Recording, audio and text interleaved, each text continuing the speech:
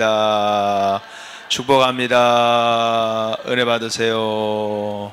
지금 방금 전에 우리 아이들이 다 무사하게 다치지 않고 건강하게 잘 갔다 왔습니다. 여러분이 기도해 주신 덕분에 우리 잘 갔다 왔어요.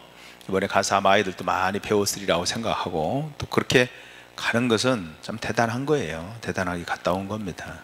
다른 교회에서는 이렇게 하면 막 선착순으로 자르기 때문에 서로 가려고 다니는데 우리는 그게 조금 부족한 것 같기도 하고, 좀 그렇게, 난 그것도 이해도 잘 안 되지만 하여간 뭐 이해 안 되는 일이 세상에 한두 가지 있는 건 아니니까 괜찮아요.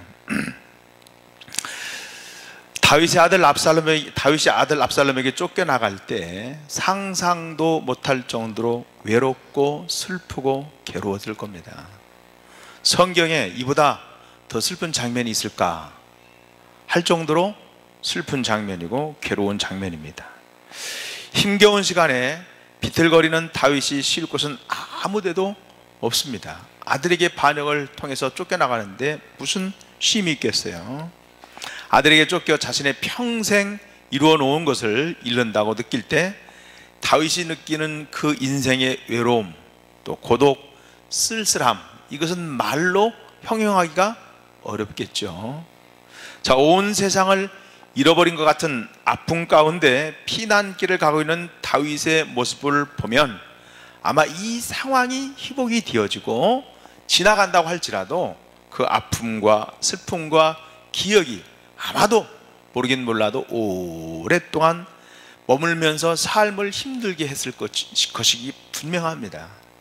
자, 다윗이 도망할 때 요나단의 아들 무비보셋을 섬기던 시바라고 하는 종이 나타나서 도망가는 다윗의 무리에게 음식을 주면서 그의 마음과 환심을 사기 위해서 자신이 섬겼던 무비보셋에 대해서 모함을 해요. 자, 무비보셋이 다윗을 배반하고 압살롬 곁에 남았다는 것입니다. 본래 무비보셋은 다리를 쓰지 못하는 요나단의 아들이죠. 요나단과 다윗은 둘도 없는 친구입니다.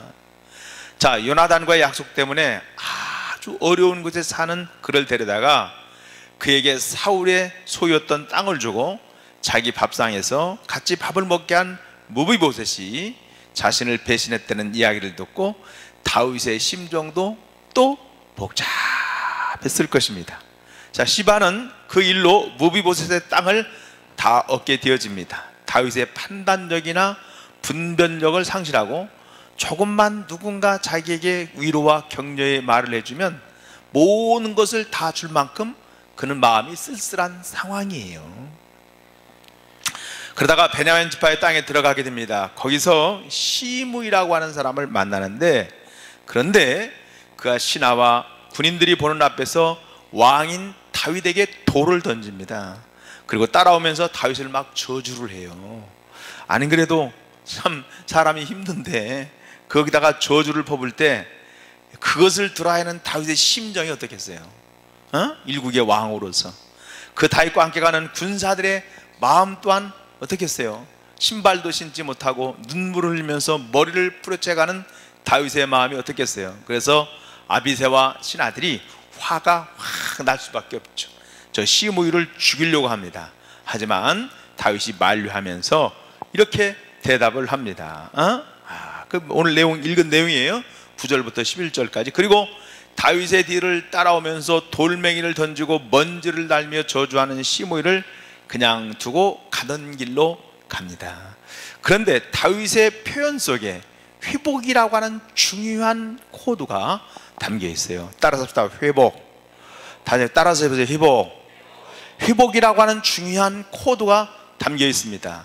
우리 마음은 유리판과 같아서 한쪽을 맞아도 그 한쪽만 구멍이 나는 게 아니라 온 마음에 금이 쫙 갑니다. 따라서 세상을 다 잃어버린 것 같은 그런 마음이 회복된다 하는 게 쉬운 일은 결코 아니에요. 슬픔이 어떤 분이 그렇다. 회복이 될 때 보통 3년에서 5년이 지나야 통증이 없어진다는 거예요. 자, 우리가 상실과 아픔을 겪게 되면 1년이나 그 전까지 아픔이라는 것이 별로 없고 그냥 충격만 남습니다. 충격.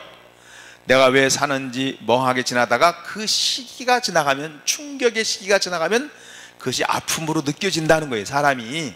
응? 자, 내 인생이 왜 이리 비참하지, 이런 생각이 든다는 거예요. 그리고 3년이 지나면서 그 아픔의 통증이 사라지고 아픔이 잠긴 자국을 붙들고 이겨나가야 됩니다. 그 시간이 보통 3년에서 5년 된다, 이렇게 보통 이제 심리학자들은 그렇게 이야기하는데, 그러나 사실 슬픔과 여러분 슬픔의 모든 어려움은 평생 어떻게 보면 중단되지 않고 그것이 상처로도 남아 있을 수가 있죠.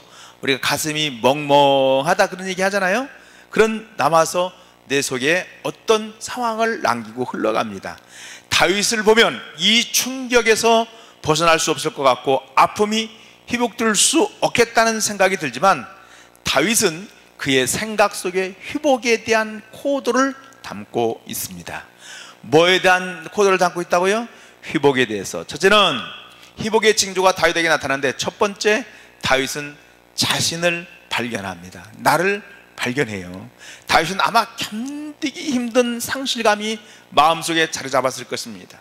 사람이 상실감이 오면 그 일을 피하고 싶어요. 그 사람을 보면 죽일 것 같아가지고 암논을 살해한 압살롬을 안 보는 겁니다. 그래서 압살롬을 몇 년 동안 안 보죠. 왜? 보면 어떻게 돼? 그래서 우리가 자식이 속썩이면, 야, 나 너 뭐 한다 그래? 본다 그래? 안 본다 그래? 안 본다는, 다시는 안 본다 그러잖아요. 왜? 보면 뭐요? 피하고 싶은 거예요. 피하고 싶은 거. 죽일 것 같은 마음을 직면하기 싫은 것입니다. 너무 고통스러워서 생각조차 하기 싫은 거예요. 그래서 마음속에 두터운 장벽을 쌓는 거예요. 그래서 보기 싫다 하는 것입니다. 통증이 없도록, 찔러도 아프지 않도록 두껍게 딱 만드는 겁니다. 스스로 마음을 굳어버리는 것이죠. 그렇게 굳으면 나를 찾고 싶은 마음이 사라집니다. 그래서 그 일에 몰두하고 자신에게 주어진 외부적인 일을 붙드는 것이죠. 다윗은 압살롬을 볼 때마다 사랑과 자비의 마음보다는 미움과 공의와 정의라고 하는 것이 그 마음속에 딱 사로잡았어요. 자비가 없고 사랑이 없는 그 마음이 이미 상처로 굳어져 있는 그 마음이 되어진 거예요. 왜냐하면 자식을 죽였잖아요. 암논은 자식. 압살롬으로 인해서 터진 본문의 사건 속에서 다윗은 그때 자신을 보게 됩니다. 지금 그는 아들에게 쫓겨나가는 불쌍한 애비이고 거대한 힘 앞에 여러분 도망가는 불쌍한 사람이 되었어요. 다윗이, 야, 내가 그래도 일국의 최고의 왕이었고 대단한 사람처럼 보였는데, 사람들에게 받은 수많은 칭찬이 나의 모습인 줄 알았는데, 세상 속에 만든 자리는 내 자리가 영원한 자리가 없구나 하는 것을 아마 한없이 나약한 나의 모습을 깨달았을 겁니다. 저는 박근혜 대통령 이렇게 수갑 차고 나오는 거 보면, 참 인간이 한없이, 그래도 일국의 대통령이고, 우리 유교적인 이런 사상에는 뭐예요? 대통령은 무엇으로 생각해요? 아비, 왕으로 생각하잖아, 그렇죠? 느낌이. 얘들한테 얘기하면 무슨 왕이요? 그네가 무슨 왕이요? 이렇게 생각할지 모르지만 우리 세대는 그 권위에 대해서 굉장히 존중하거든요. 선생님한테 어디 대들어요? 상상하기 어려운 일입니다. 요즘 애들은 인터넷 보니까 선생님한테 막 대들고 함부로 하는데, 저희들은 선생님이요, 얼마나 참 우리를 그때 인격적으로 했냐면, 말이 둘이 안 되면 둘 나와, 너희들 둘. 그러면 뺨을 때리라는 거예요. 때려. 살짝 때리면 더 때리라는 거예요. 그럼 서로가 때리게 해서 됐어요. 별 선생님도 다 있었어요. 내가 우리 나이 먹은 사람 다 아는데 애들이 뭔 말인가 잘 모를 거예요. 요즘 애들 그랬다 그러면 난리 날 거예요. 그렇게 아주 비인격적으로 하고 뭐 얻어맞기 뭐 이런 거 뭐 그게 잘했다는 건 아니지만은 그 권위에 대해서 뭐요?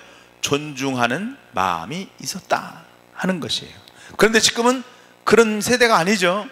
그러니까 그런 걸 보면 인간이 전직 대통령도 보니까 나약하구나, 아무것도 아니구나, 힘없이 약한 것이구나. 아마 다윗 왕도 그랬을 거예요. 아무것도 아니구나, 한없이 약한 것이 내 모습이구나 하는 것을 깨닫게 되는 것입니다. 참된 내가 누구냐, 참된 내가 누구냐. 특별히 다윗이 충격을 받은 것은 아히도벨의 배신입니다. 제가 수요일 예배 말씀을 드렸죠. 아히도벨, 그가 그 당시 다윗은 자기가 힘들 때 하나님께 가까이 가는 것도 있지만 가까이 있는 그보다도 더 지혜로운, 당장 답을 얻을 수 있는 지혜로운 대답을 아히도벨이 해주었습니다. 그리고 그 말대로 하면 일이 쫙쫙 풀리는 것이에요.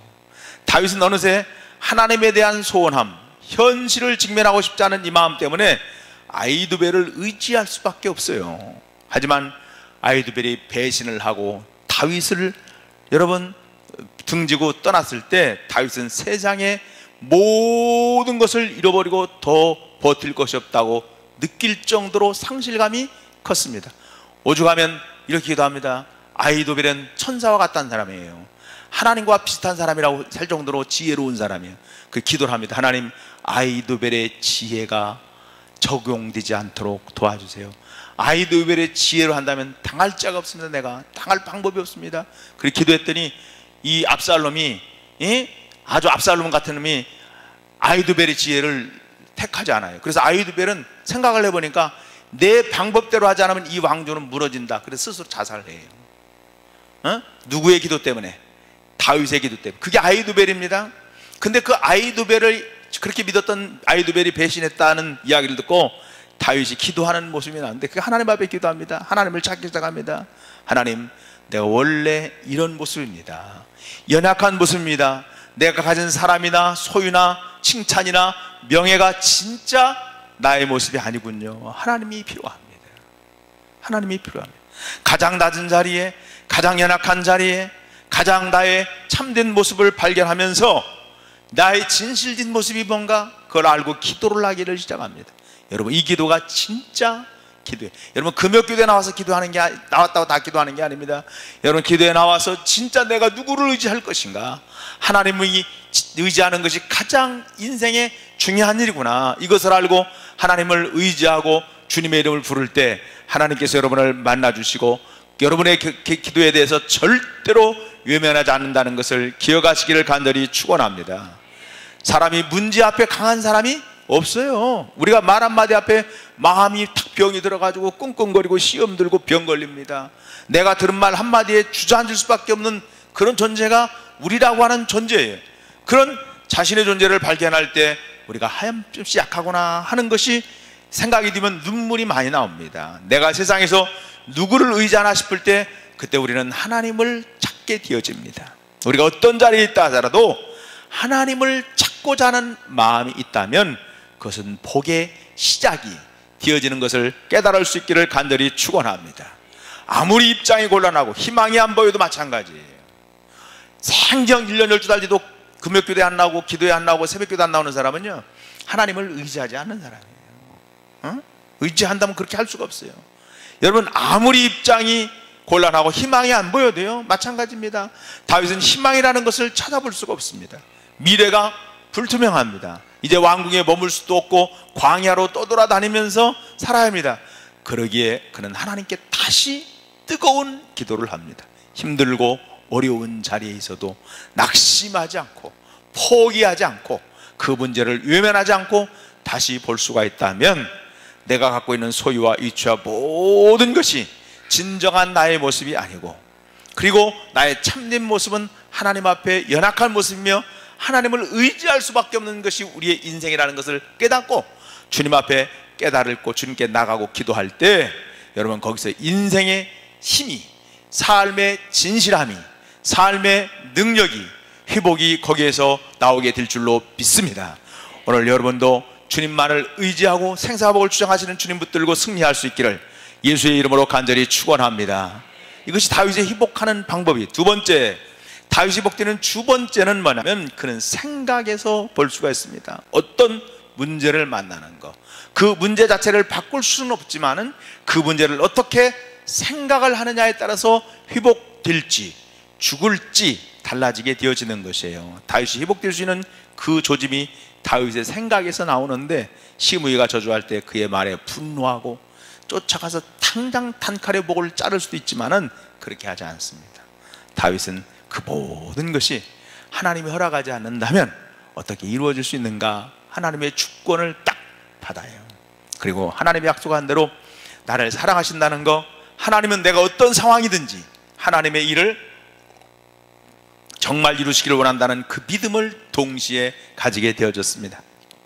하나님이 죽이신다면 나는 죽으리라. 하나님이 회복시킨다면 나는 회복되리라. 하나님이 회복시키면 내가 예루살렘 성에 들어가 번개를 불 것이요, 그렇지 않다면 내가 하나님이 하라는 대로 살 수밖에 없고 광야에서 평생을 보낼 수밖에 없지 않는가. 이것은 굉장히 무기력하고 수동적인 것처럼 보이지만 그렇지 않습니다. 내 삶이 하나님께 있다는 것을 인정하고 현실을 수용하는 절대 믿음의 태도예요. 사랑하는 성도 여러분, 여러분도 마찬가지입니다. 비천에 처할지라도, 내가 가난에 처할지라도, 내가 풍부에 처할지라도, 내가 강한 데에 처할지라도 내게 능력 주신 자 안에서 내가 모든 것을 할 수 있는 저와 여러분 되기를 간절히 축원합니다. 그건 체념하고는 달라요. 자신의 모든 것이 하나님의 계획 속에 있다는 것을 깨닫고 하나님이 그렇게 한다면 그것을 받아들이고 순종하는 절대 믿음과 절대 순종의 태도이며, 절대 기도의 태도이며, 더 깊은 곳에는 절대 긍정과 절대 감사의 태도입니다. 그리고 그것을 받아들이면서 하나님 앞에 나아갑니다. 그때 다윗 안에 원망과 저주와 불평이 사라지고 자신이 하나님 앞에 잘못한 것을 회개하는 마음이 생깁니다. 그래서 주님의 인도하심을 구하는 간절함을 찾아오게 되는 것이에요. 그래서 다윗이 이렇게 고백을 하죠. 시편 62편에 보니까 나의 영혼아 잠잠히 하나님만 바라라. 물은 나의 소망이 그로부터 나오는도다. 오직 그만이 나의 반석이시요 나의 구원이시요 나의 요새시니 내가 흔들리지 아니하리로다.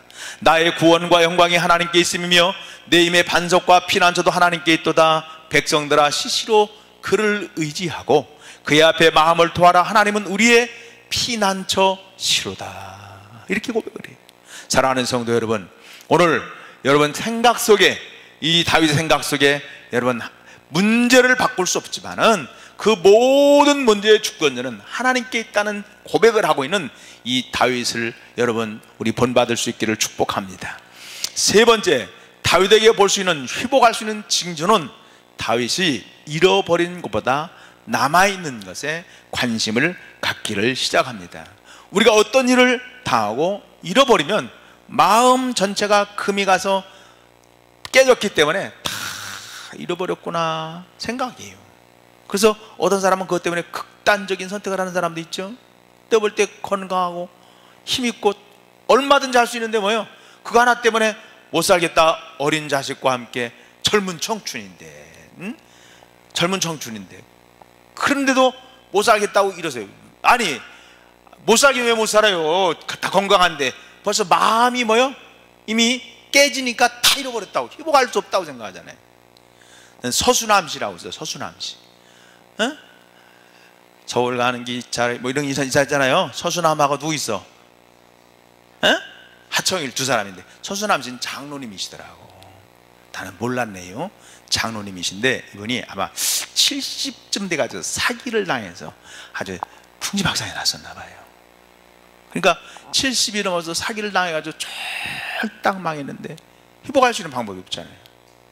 60도 아니고 50도 아니고 40도 아니고 몇 세예요?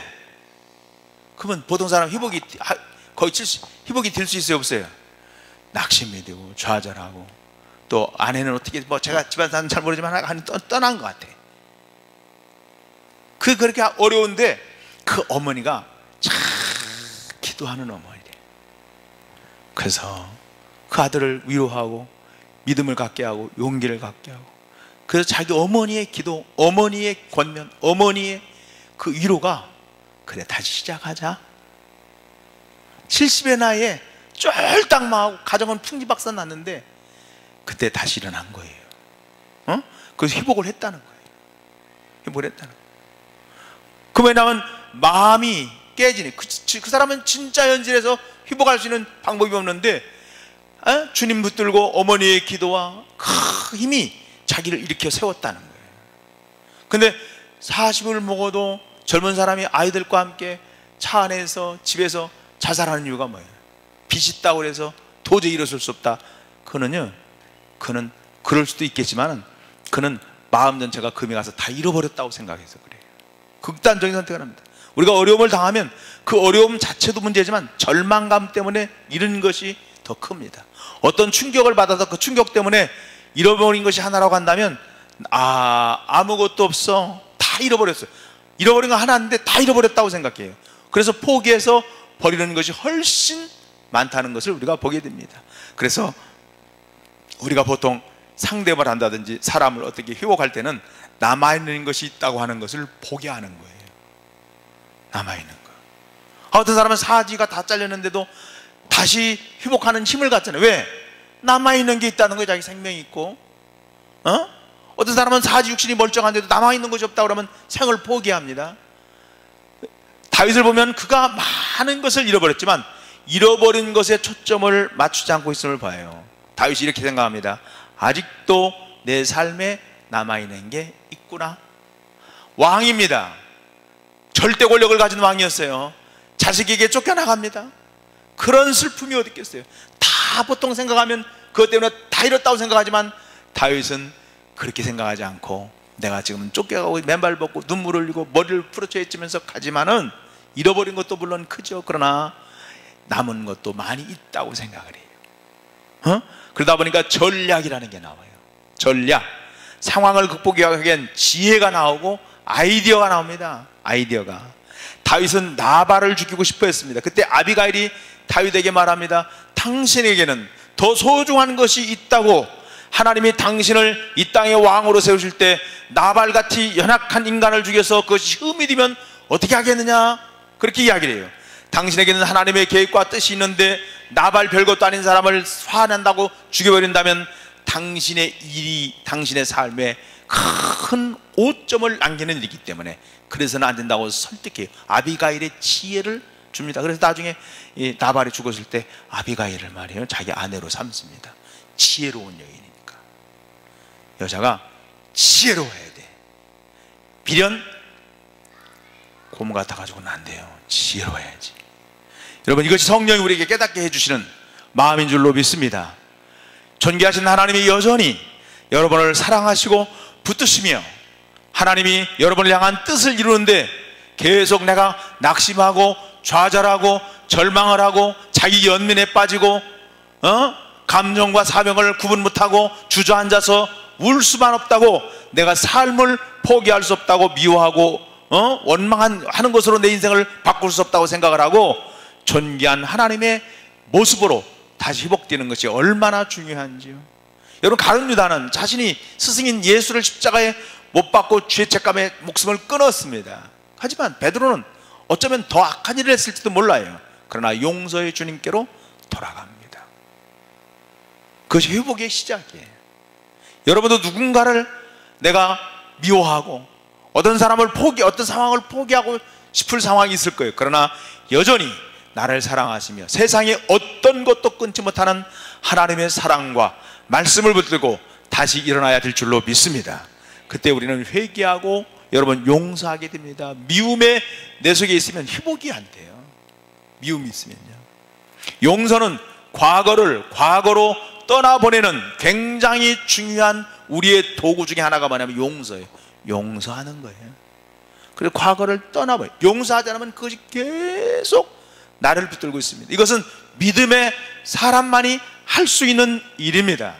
아직도 내가 상실과 어려움과 배신에 대한 아픔이 있나요? 이것을 그대로 갖고 있다면 여러분, 그건 과거를 붙들고 과거에서 헤어나오지 못하는 거예요. 과거를 과거로 떠나보내시기를 주님의 이름으로 축원합니다. 여러분, 잃어버린 것보다 더 소중한 것이 남아있다는 것을 늘 기억해야 돼요. 다윗은 그것을 깨닫고 메시아를 준비하는 삶이 이때부터 본격적으로 이루어집니다.